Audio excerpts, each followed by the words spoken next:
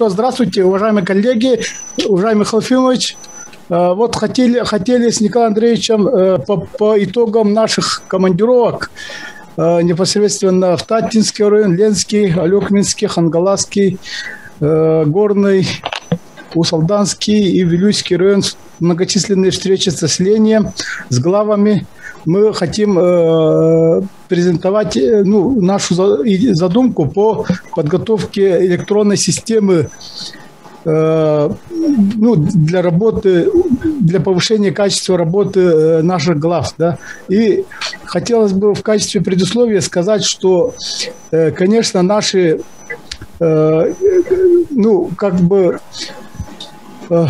главы, они очень разношерстные, да, вот мы это знаем, из разных отраслей люди пришли, кто из ЖКХ, кто из школы, кто откуда, и поэтому очень разнится стиль работы, как они вопросы ставят и так далее, поэтому хотелось бы, как мы все время говорим, чтобы повысить управленческое качество, систему учета, работу с населением и так далее. Да? И поэтому разрешите вам, прежде всего, вот с нами глава Булгуньяхтага Айталина, депутаты, Альберт был, замглавы. Альберта нету, да?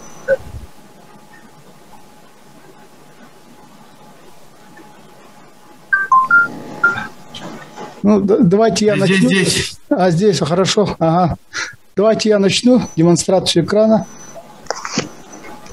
Уважаемые коллеги, вот мы условно, все это здесь, конечно, данные поменяются, но мы условно, это будет как бы задание, не задание, а наше предложение для создания единой электронной системы повышения качества управления глав и наследов и непосредственно администрации. И вопросы, которые в ведении находятся главы наслега, мы посмотрели вот следующим образом. Вот заходим непосредственно, далее идут те вопросы, которые, на наш взгляд, являются важными для повышения качества уровня управления. Да? И вот мы включили 48 вопросов. Данные вопросы мы вам отправляли уже по PowerPoint. Вы можете здесь добавить, убавить или внести свои какие-то предложения, чтобы сказать, что этого не надо, и так далее. Да? Данную систему я показывал нескольким главам. Они говорят, в принципе, с некоторыми допущениями эти вопросы мы и решаем. Да? То есть, вот глава, когда открывает свое предложение или там на компьютере программу, ему будет открываться вот следующее окно, да, в таком виде или в другом, но все вопросы будут, которые он должен смотреть, будут сгруппированы по вот таким, под таким подзаголовками, да. И, например, вот мы открываем жители наслега, да, если глава нажимает сюда, или какой-то, кто-то нажимаем сюда, у нас появляется вот следующее окно. Жители наслега населения, которые мы условно разделили на два составляющих. Это основываем на две существующие базы данных. Первая – это похозяйственная книга, в котором отражены все жители наслега. И вторая – непосредственно наша целевая работа – это получатели социальной поддержки, грубо говоря, люди с доходами ниже прожиточного минимума. Допустим, мы хотим увидеть все население, да? Нажимаем вот сюда в хозяйственную книгу, и открывается следующее окно. Здесь мы хотим опираться на интерактивную карту на основе генерального плана каждого поселения или улуса. Да? Вот открывается вот здесь, вы видите карту, например, любая часть, все село открывается, можно увеличивать, можно уменьшать, как-то мы вот увеличили и пришли к улице Ленина, дом номер 1, например, вот, внимание. И здесь мы сразу помечаем, смотрим, что рядом два дома покрашены в зеленый цвет, один в бордовый вот такой, и один дом покрашен в красный цвет. И смотрим дом номер 1, улица Ленина. Это значит люди с доходами ниже прожиточного минимума. Когда мы откроем карту, мы сразу увидим, где зеленый, где, может быть, какие-то, ну, предлагаем вот так цветами тоже раскрасить. Потом мы смотрим, тут жилой дом. Живут 4 человека. 1 мужчина, 1 женщина, мальчик и девочка. Да? И вот когда мы нажимаем вот сюда, мы уходим вот рядышком, вот окно, улица Ленина, дом 1. И тут у нас выходит имена всех проживающих в этом доме, зарегистрированных. И указаны дату рождения, мужчина, женщина, мужской род, женский род. Ну, вот так.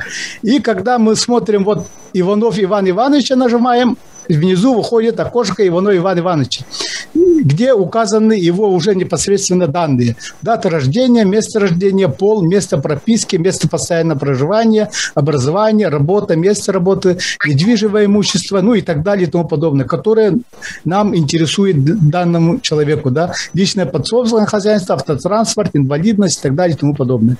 Потом непосредственно, когда мы открываем вот эту карту, рядышком открываются основные данные, которые нас интересуют по населению. Это вот эту таблицу, конечно, можно будет добавлять, убавлять нам и так далее и тому подобное.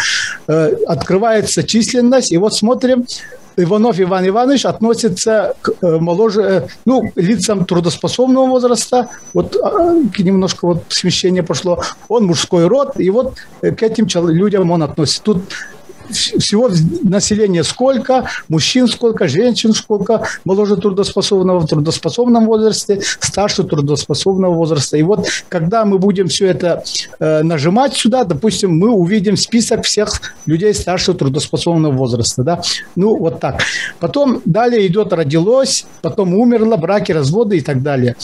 Вот, например, когда мы смотрим «умерло», рядышком вот везде будут ссылки, ну, как сказать, точки, кнопки, куда нажав, вот, допустим, ссылка на другие страницы, мы можем уйти вот на эту страницу. То есть на любую страницу выбрать, как он, там, допустим, смотрим, вот «умерло», да, смотрим сюда, выходим сюда и смотрим, ну, здесь, как он, допустим, идет.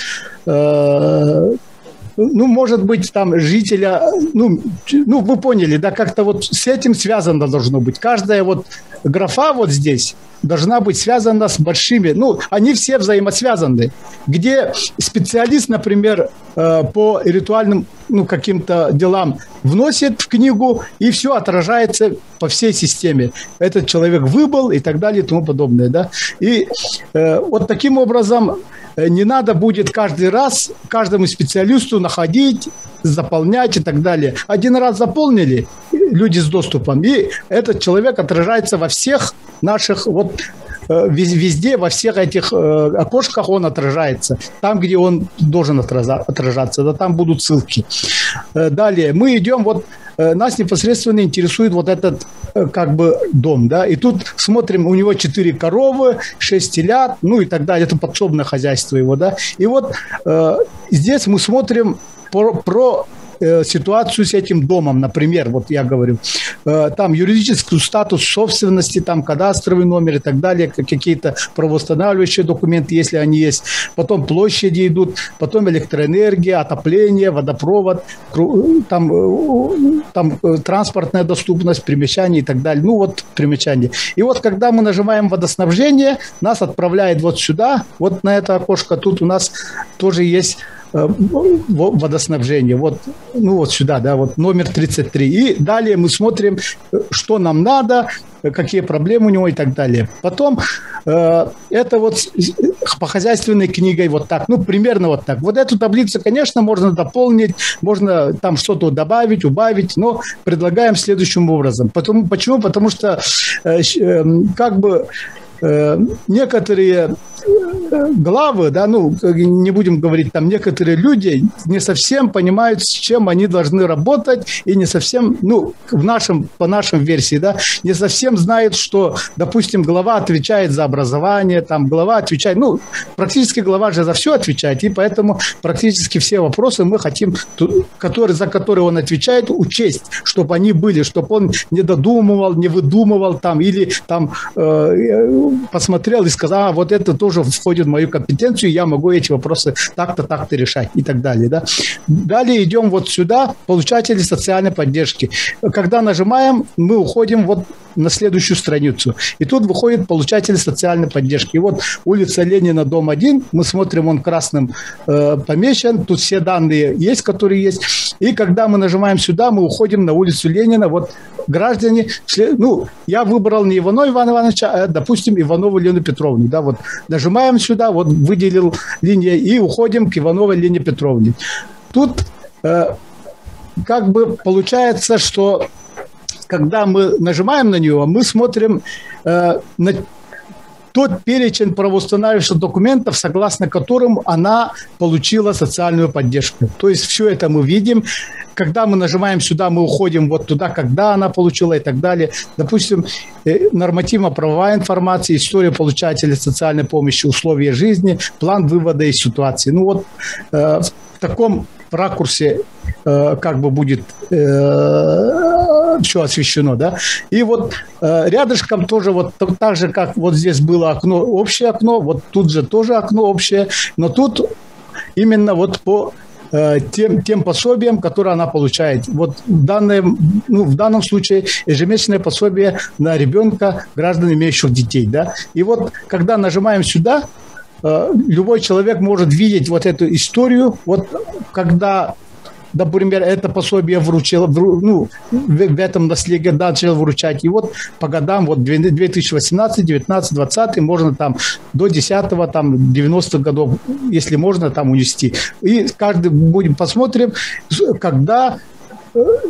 когда начали получать, допустим, ежемесячное пособие на ребенка граждан, имеющих детей, и в каком количестве каждый год получают. Эту сумму, ну, количество получателей увеличивается или уменьшается. Вот тут, ну, это такое предложение. Потом идет, например, нормативно-правовая информация. Имеется в виду, на каком основании вот это выдается ежемесячное пособие на ребенка. Да?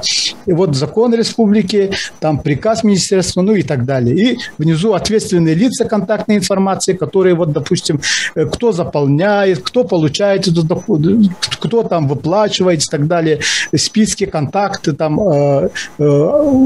учреждения и так далее. А внизу вот уже мы смотрим список получателей. Кто получает именно ежемесячное пособие на ребенка, ну, вот в таком ракурсе, да. И, например, в этом, ну, эту таблицу, конечно, можно дополнить, можно там всякое разное менять, но суть, как бы мы предлагаем следующее, чтобы в одном касании мы все вот эти дома, тут, конечно, не 4 дома будут, там 300 домов, 400 домов, все они были оцифрованы и внесли, ну, как внесены в базу данных, да. И когда специалист, допустим, по социальной политике вносит, составляет книгу получателей социальной поддержки, она автоматически здесь фиксируется, и изменения тоже здесь все они фиксируются, и как бы и глава улуса, глава наслега может за один клик все это как бы вопросы, ну, смотреть. И далее идет, допустим, ну, я все не стал делать, потому что я не знаю, там это годится, не годится такая система. Вот смотрите, идем сюда, доход, допустим, есть 4-я позиция, доходы и расходы населения. Например, можно вот сюда нажать и уйти вот сюда.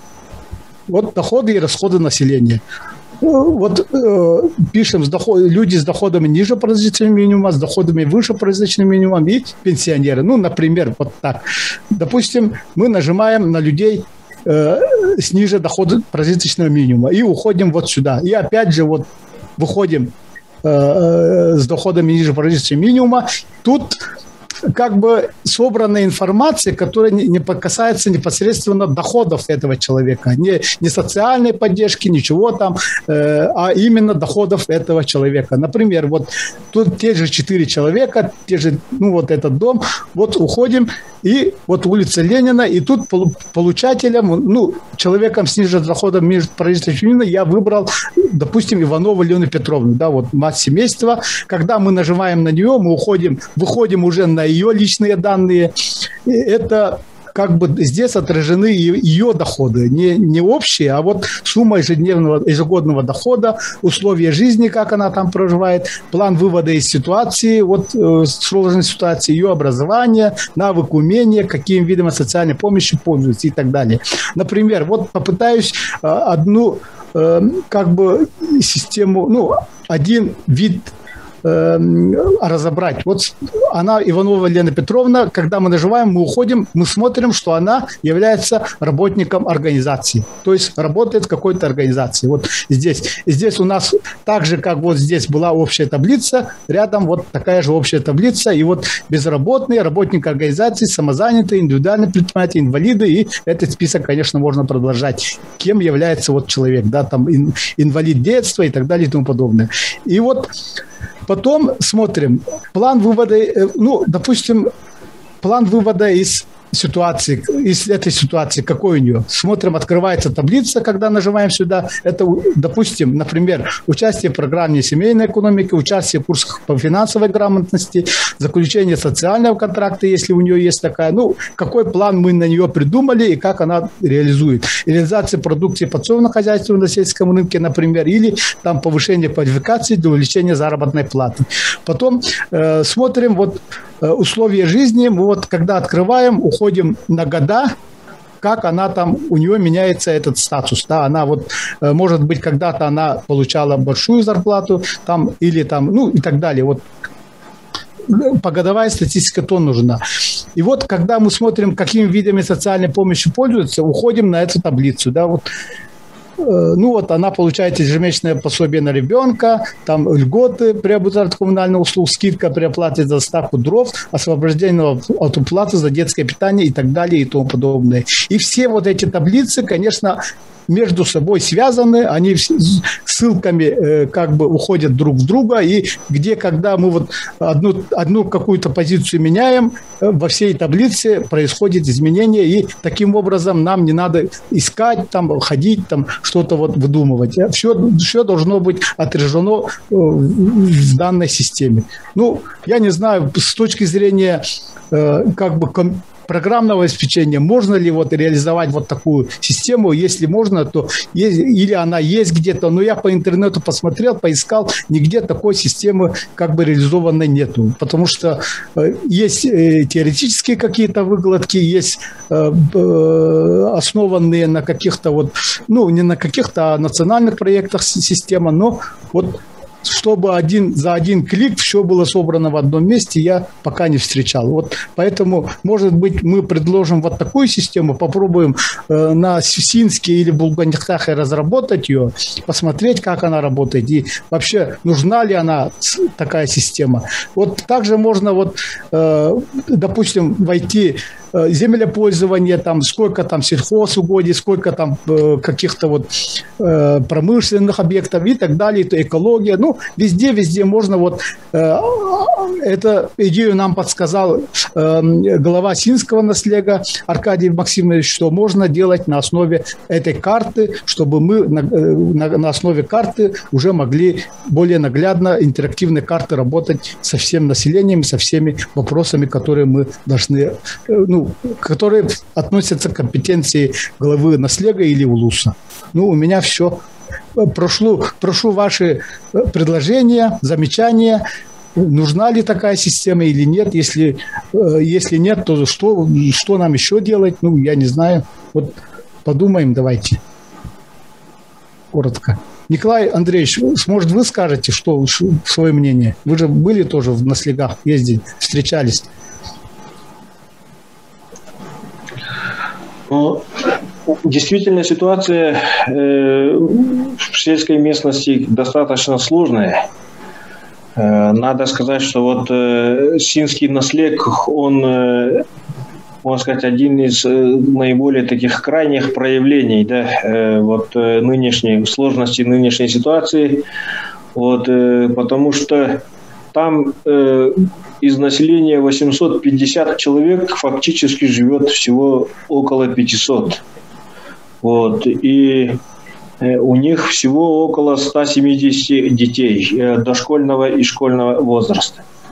Вот, и из-за всего этого количества работников, да, там, это получается рабочего возраста и старше рабочего возраста, там порядка 300 с лишним человек на слеге, да, и зарегистрировано всего 2 фермера. Один фермер работает по картошке, вот, и второй фермер работает по крупному рогатому скоту. Вот Дмитрий Климовский недавно выиграл конкурс «Агростартап». Вот, и получается, все остальные или работают в бюджетной сфере, или они ведут свое личное подсобное хозяйство. Вот. И еще одна вот проблема в Синске, да, это в том, что раньше они сдавали картошку. Вот, до 250 тонн картошки сдавали 3 своим предпринимателям, которые имеют магазины в Синске. Вот они, ну, для перепродажи в Якутске. Сейчас, к сожалению, эти предприниматели перестали закупать картошку, и у населения вот этот как бы побочный заработок, который раньше был, он стал очень редким и таким незначительным, потому что для того, чтобы продать картошку, надо возить на своей машине в Якутск и здесь в Якутске лично продавать. Вот. Ну, получается таким образом, что вот если закрыть все бюджетные учреждения в селе, да, то там практически рабочих мест не будет. Вот. Ну, это во-первых. Во-вторых, что касается других на слегах, да, других улусах, то, конечно, в Ленском районе там Абельманов Жумарт Жакслыкович, вот он сам предприниматель, был избран главой района, вот, и ввел новые веяния, да, в работу улусной администрации. То есть он говорит, если люди ждут в очереди более 15 минут, то на первый раз он делает замечание, на второй раз он просит их уйти с работы. Во-вторых, этот самый Жумарт Жакслыкович, используя средства, получаемые от нефтегазодобычи в районе, проводит активную деятельность по развитию сельского хозяйства в районе. Уже он там начал ремонт ветхого жилья в селах. Вот. И что касается сбыта сельскохозяйственной продукции, то он добился того, что все школы, все бюджетные учреждения в районе закупают только местную продукцию. То есть вот этот момент, умение работать с ФЗ-44 по государственным закупкам, вот надо готовить кадры в УЛУСе. Вот обязательно иметь хороших специалистов, которые могли бы очень грамотно и правильно проводить тендеры по закупке. Это во-первых. Во-вторых, этот самый Жумарт Жакслыкович, он понимает проблему сбыта как предприниматель. Да. И вот он говорит, что для того, чтобы начинать сельхозпроизводство, не надо зацикливаться на рынке одной только республики с населением всего 1 миллион. Он говорит, вот надо нацеливаться на рынки других регионов, в которых не хватает экологически чистой пищевой продукции. Вот Михаил Ефимович на одной из встреч показывал молочную продукцию, которая продается в Москве там по 800 рублей бутылка. Вот она делается в каком-то из регионов Башкирии. И Жумарт Жакслыкович говорит, также и мы могли бы, говорить, например, на Дальнем Востоке, Хабаровске, Владивостоке продавать нашу местную продукцию. Вот, и люди бы, говорит, покупали, потому что у Якутии есть такой имидж экологически чистой территории. Вот поэтому такая программа, вот, которую предложил Сергей Валентинович, да, и мы с ним обсуждали ее постоянно, да, то есть вот с учеными, с представителями нашего Хангаласского улуса обсуждали 2 раза, да, вот, и она нужна именно для работы, именно для руководителей наследов, вот, для принятия практических решений. Это не для отчетности, это не для показухи, это чисто для того, чтобы как-то повысить эффективность работы органов местного самоуправления на местах и органов местного самоуправления на республиканском уровне. Вот. Поэтому я считаю, что вот IT-центр Хангаласского улуса должен будет проработать этот вопрос и проработать эти технические моменты, нюансы. То есть это как подключиться к сетям налоговой, как подключиться к сетям республиканских органов власти, чтобы можно было оперативно и эффективно получать и обмениваться информацией.